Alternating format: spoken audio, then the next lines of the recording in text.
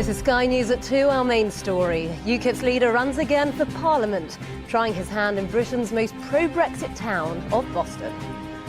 This is an election which has been called on Brexit. I am the leader of the most Eurosceptic political party in Britain, therefore it makes perfect sense for me to go to the most Eurosceptic area in the country.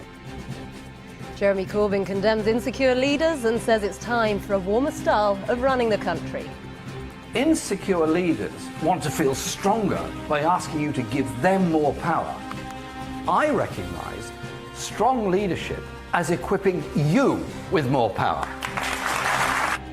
Also this afternoon, the EU says it's reached unanimous agreement over Brexit negotiations with Britain. Donald Trump condemns the latest missile test attempt by North Korea. The call for drinking duty-free alcohol on planes to be made a criminal offence. British boxing's date with destiny as Anthony Joshua prepares for the sport's biggest fight in years.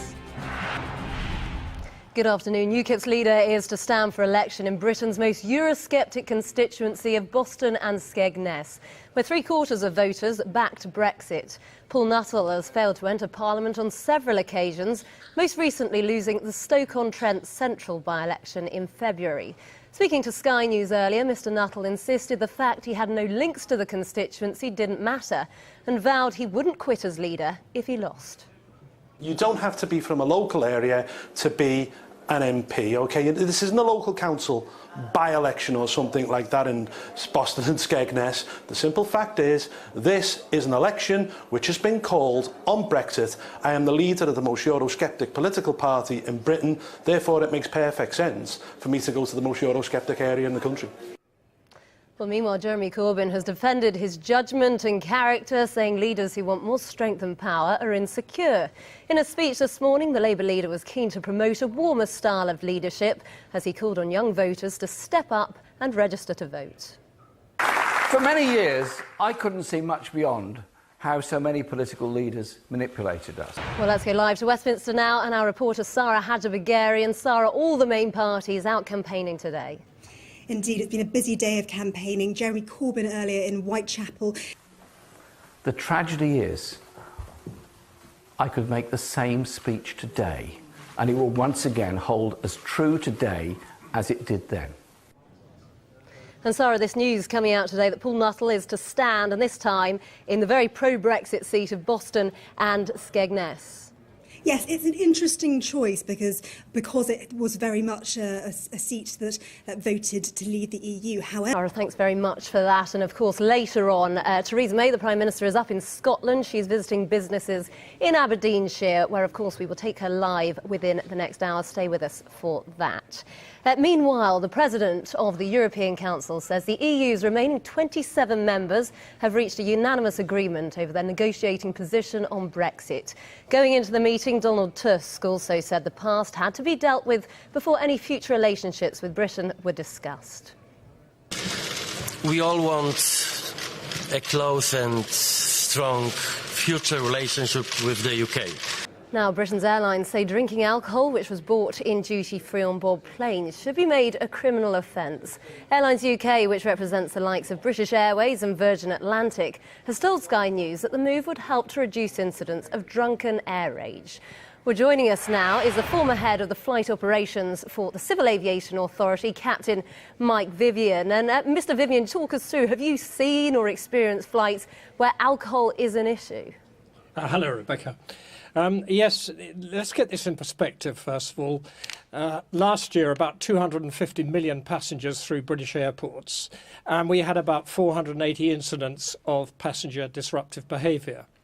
And of those, it is believed about 480 of those, something less than half were alcohol-fuelled. In fact, when I was running the scheme in the CAA, every year alcohol was not the predominant factor. It was other types of behaviour. But these are unpleasant incidents and they need to be dealt with. Now, what I'm puzzled about is why these airlines are calling for this. I don't know, and I suspect they don't know, what percentage, how many of the incidents which are alcohol-induced, causing air rage, as it's called, how many of those are in fact due to people opening duty-free liquor which they've bought, or whether it's due, I suspect more so, to people drinking on the ground before they board the aircraft. Sure, and you mentioned that there are some issues. I mean, how bad has it got? Talk us through some of the incidents. Well, some of them are nasty. I mean, they range from being unpleasant to distressing and can be frightening, where you get a group of people, not just one person, but a group of people who maraud through the cabin or seek to intimidate. And they're usually sort of stag parties or hen parties, this sort of thing, going off. In fact, when I was flying, I remember a flight where I had a group of youngsters who were particularly boisterous going off on holiday to one of these clubs overseas, and they needed to be calmed down, if I can put it that way, and they were calmed down by reasoning with them. They were able to be reasoned with. But today, of course, the threshold for behaviour has changed in some groups of society, some people, and that needs to be addressed. So presumably you don't back a change in the law, but what is the solution when people have these bottles, in their hand luggage and the cabin crew aren't able to monitor exactly how much is being consumed? Well, right. Well, now, there was this code produced last year or the year before between the airlines, the airports and the retailers to deal with this. And it was meant to address the issue of people buying alcohol and warning them not to drink or open it when they boarded the aircraft. Now, that code was and is in force today. I know it's been suggested, at least by one broadcaster, who did some research on this, that code is not being followed in some areas. And if that is the case, then clearly there needs to be a re-examination of what's going on, because it would be far better to address this problem on the ground with the retailers than take the thing into the air where there's surreptitious drinking and then later on a problem. So I think a better look at the code to see what's going on, and then following up the sort of suggestions which have been made by putting duty-free liquor into tamper-proof bags, tamper-free bags, or sealed units, or indeed putting it in a separate compartment of the aircraft. But of course that will make additional work for the cabin crew and the ground staff. OK, thanks very much. A debate to run and run, I am sure. This is Sky News. Coming up, how Ferrari got the upper hand on the Mercedes again at the Russian Grand Prix. Welcome back. You're watching Sky News. Let's cross over now to the Sky Sports News studio for an update from there. And that's the end of the show. I'm off for a biscuit. Anyone fancy? Well, let's take a look at the weather now. As a warm day ends in Africa, delicious aromas fill a steamy evening in Asia. It's been fine for most, but prolonged rain will move into southwest Ireland around midnight. For now, there'll be a mainly dry and fairly sunny end to the afternoon, although Ireland and Northern Ireland will see a scattering of showers. Heavier, more general showery rain moving into Cork around midnight will extend across much of southern Ireland tonight, moving into the far southwest later. The weather, sponsored by Qatar Airways. SkySports.com/Joshua. You're watching Sky News, the top stories. Theresa May has defended her record on Brexit whilst campaigning in Scotland, saying each vote for the Conservatives will help Britain and Scotland flourish together. Jeremy Corbyn has defended his judgment and character, saying leaders who want more strength and power are insecure. UKIP leader Paul Nuttall is to stand for Parliament at the general election. He told Sky News the decision to run in Boston and Skegness, the most Eurosceptic constituency in the country, made perfect sense. Time now for all the week's technology news in Swipe. Episodes on demand in all the usual places. And why not follow us on Twitter at Sky News Swipe? Then you can see what we get up to throughout the week.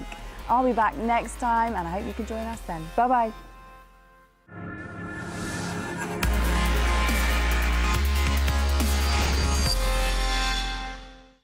bringing the latest technology to your home.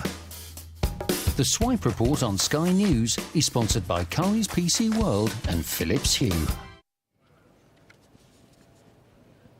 This is Sky News. Coming up in the sport, how will Olympic champion Anthony Joshua match up to his idol Vladimir Klitschko? So thank you, which? 90,000 fans will be in Wembley tonight, the UK's biggest boxing crowd since the Second World War, to watch Anthony Joshua take on Vladimir Klitschko. His promoter says Joshua will become the world's biggest boxer if he wins. So how's he feeling before the most important fight of his career? Our sports presenter Jackie Beltrao went to find out. If Anthony Joshua defeats Vladimir Klitschko, Jackie Beltrao, Sky News. Thank you so much. Well, that fight happening later on tonight. But now let's cross over to the Sky Sports News studio for an update for the rest of the day's sport. Rebecca, thank you. OK, thanks very much. And Nick, this is Sky News. Coming up at 5, we'll have the very latest on the UKIP leader Paul Nuttall on his 6th bid for election to Parliament.